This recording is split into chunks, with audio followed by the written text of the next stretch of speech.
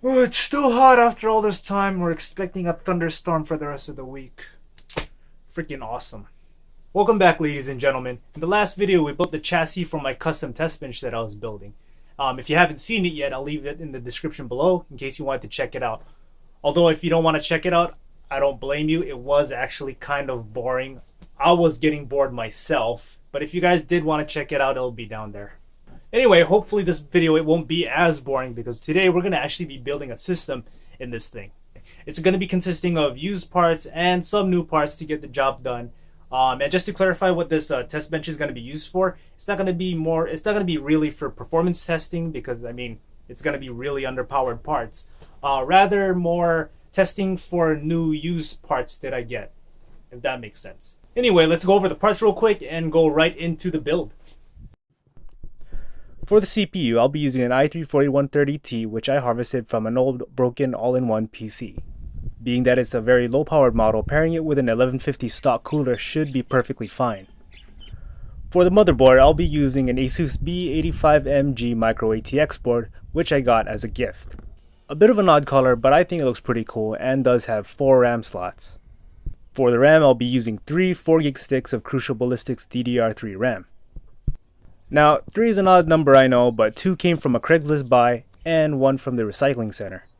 For storage, I went with a 120GB SSD from Drevo and a 250GB Western Digital hard drive that I had laying around. For the graphics card, I'll be using an Msi GTX 560 Ti 1GB version, which I bought from a friend for $20. For the power supply, I'll be using a Seasonic 550W gold rated unit, which was from my very first rig. Being a semi-modular unit, it should help with some cable cleanliness. And for the case itself, I'll be using my custom test bench, of course. Now, let's get to building.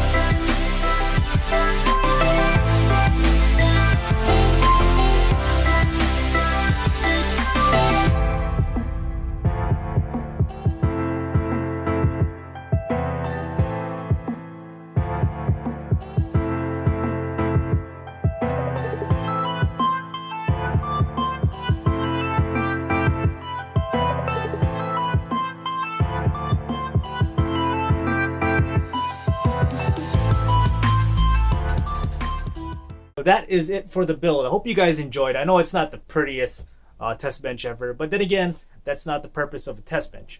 I thought it turned out well. I mean, I like the outcome of it. It's behind me right now, just chilling there. The biggest issue I ran into was the hard drives. If you haven't noticed, I had to use motherboard standoffs because the hard drive wouldn't connect to the power cables without having it elevated a little bit. It just wouldn't sit flush on the floor of the actual test bench. But we got around that, so no worries. So that is it for this video. I hope you all enjoyed. As always, take it easy and I'll see you guys later.